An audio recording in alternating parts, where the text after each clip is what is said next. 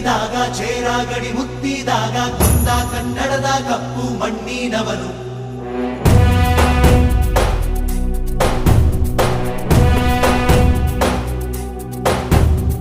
ವಜ್ರ ಬಲ್ಲಾಳರಾಯ ಸೋಗೆ ಬಲ್ಲಾಳರಾಯ ಕತ್ತಿಗಲೆ ಬಿತ್ತಿ ಹೋದ ವಂಶಾದವನು. ಈ ಸೀಮೆಗೆ ಶಿವ ನೀಡಿದ ವರವೋ, ಈ ಊರಿಗೆ ಇವಾಲದ ಮರವೋ,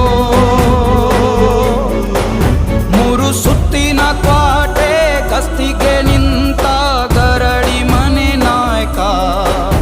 6,000 ದಂಡು ಬಂದರು ಬಿಡನು ಕಾವಲಿನ ಕಾಯಕ.